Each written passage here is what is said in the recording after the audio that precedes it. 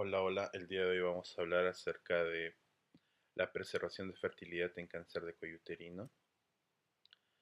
Eh, 1898, este señor se llama Shauta. De acuerdo, fue el que creó la histerectomía radical vía vaginal o operación de Shauta. Este señor, 1901, se llama Ernest Wertheim o Barheim, como se pronuncia en alemán, que fue el que ideó la histerectomía radical abdominal.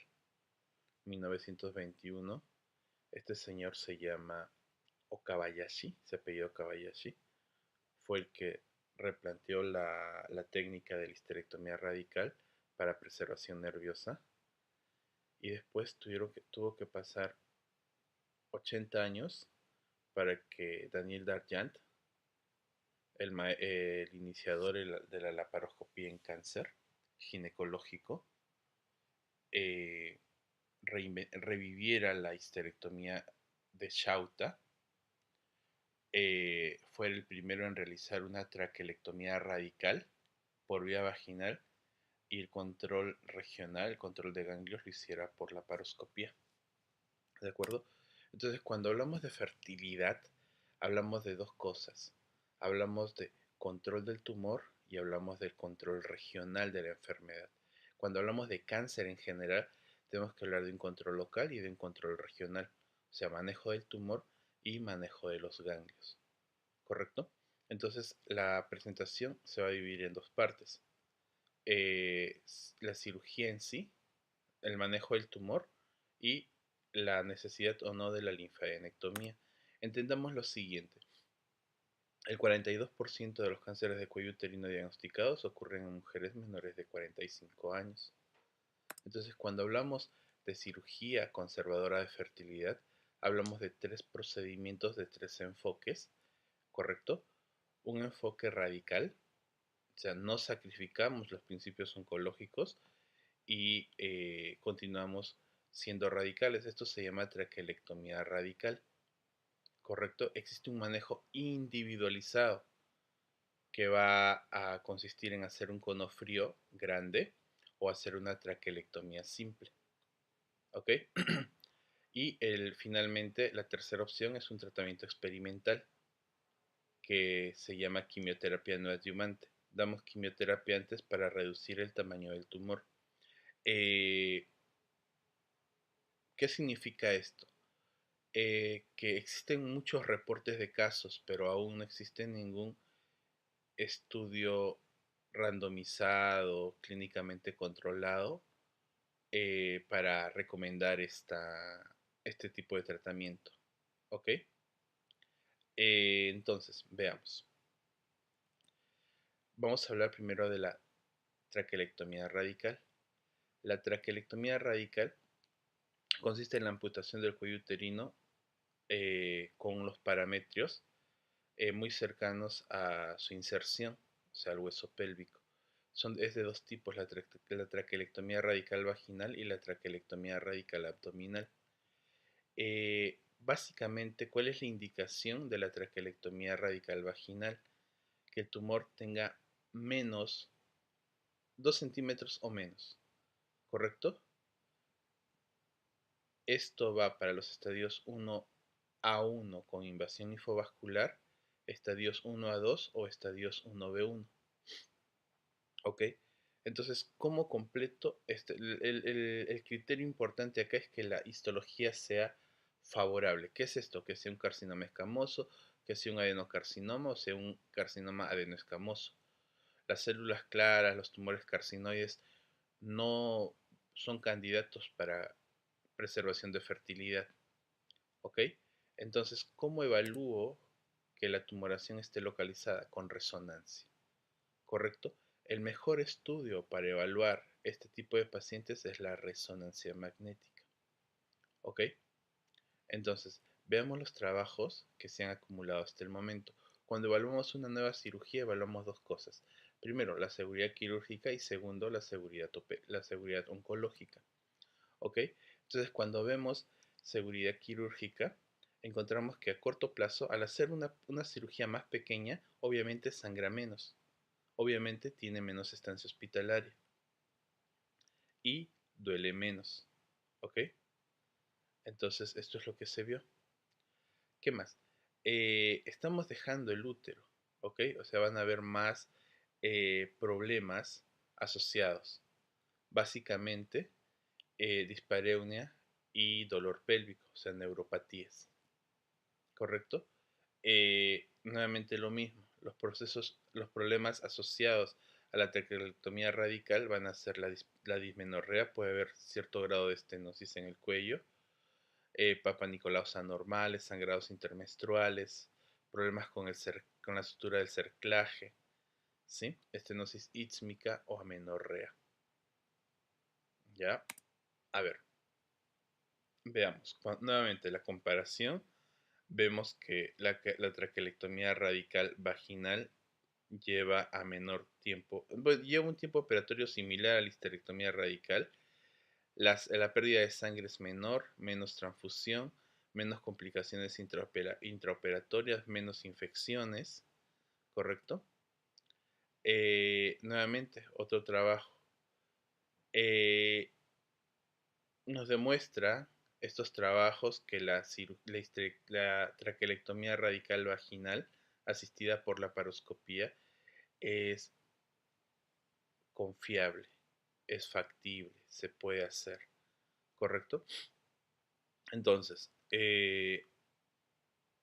las tasas de complicaciones intraoperatorias fue del 4% y la tasa de complicaciones postoperatorias fue del 12%, no existiendo diferencias estadísticamente significativas con respecto a la histerectomía radical. En el caso de los resultados oncológicos hubo un 5% de recurrencias, ¿ok? Y esto básicamente debido a factores intrínsecos al tumor, como podemos ver acá, en la permeación linfovascular positiva, 12% tuvieron recurrencia, versus el 2% de los que no tuvieron permeación linfovascular. En general, el hacer una histerectomía radical versus hacer una traquelectomía radical me va a llevar eh, a mejor sobrevida libre de recurrencia. ¿Por qué? Porque si estoy dejando el útero, obviamente tengo mayor riesgo de recurrencia, ¿de acuerdo? Tanto para tumores menores de 2 centímetros como para tumores mayores de 2 centímetros, ¿ok? Entonces, eh, cuando vemos sobrevida global, encontramos que no hay diferencia estadísticamente significativa, ¿ya? Entonces, las recurrencias ya dijimos que están alrededor del 5%, ¿correcto? Entonces, finalmente, el tamaño del tumor es importante para valorar la tasa de recurrencias, ¿ok? Si el tumor mide más de 2 centímetros, la recurrencia es alrededor del 30%. Si mide menos de 2 centímetros, 2 centímetros o menos, la recurrencia es de 1,6%. Si hay permeación linfovascular, esto es, se encuentran células neoplásicas dentro de vasos, arterias o linfáticos, 12% de recurrencia. Si no hay, 2% de recurrencia. ¿De acuerdo? La histología desfavorable es un factor pronóstico negativo independiente. ¿Ok? Nuevamente, resultados oncológicos, alrededor del 5% de recurrencias. Los principales puntos de recurrencia son recurrencias centrales o parametriales y recurrencias paraórticas. ¿Ok? Por esa razón, cuando se hace una traquelectomía radical, se tiene que evaluar el margen, ¿correcto? Entonces, lo que el patólogo hace es recorta 5 milímetros del borde interno y esto lo secciona y lo evalúa.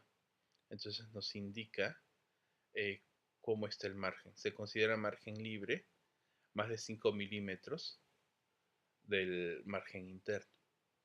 ¿Ok? En cuanto a los resultados obstétricos, hay alrededor de un 60%, ¿sí? 64% de nacidos vivos. ¿Ok? Eh, Siempre había una discusión acerca de solo resecar la rama cérvico-vaginal o resecar todo el tronco de la arteria uterina. En este trabajo de MD Anderson se demuestra de que no hay diferencia. En el 50% de los casos en los que se preservó la rama ascendente de la arteria uterina, en el control de angiografía se observó que se había obstruido igual, ¿correcto? Entonces no se encontró diferencias entre preservar y no preservar la arteria uterina, ¿ok? Entonces esto es algo que no debe de preocuparnos. Al seccionar el tronco se hace un mejor control vascular, el tronco de la uterina, ¿sí? Obviamente en su nacimiento. Eh, Nosotros hicimos una variación de la técnica. En la traquelectomía radical vaginal solo se secciona la rama cérvico-vaginal y los ganglios se hacen por laparoscopía. Cuando nosotros hacemos ganglios por laparoscopía aprovechamos para seccionar la arteria uterina en su nacimiento. Correcto, de esa manera obtenemos un menor sangrado cuando hacemos la parte vaginal. Bien, ¿y qué pasa con el embarazo? Bueno, se ha encontrado que después de la ligadura de las arterias uterinas va a ocurrir una neovascularización y esto no va a afectar ni el crecimiento fetal ni la función placentaria. ¿Ok? Entonces, sigamos. Traquelectomía radical abdominal. ¿Ya? Esto básicamente para tumores de 2 a 4 centímetros. ¿Correcto? Eh, no hay mayor diferencia en cuanto a tiempos operatorios y estancia hospitalaria. ¿De acuerdo? Eh, el procedimiento es seguro, ¿ya? Y básicamente es eso, para tumores de 2 a 4 centímetros. ¿Ok? Muy bien.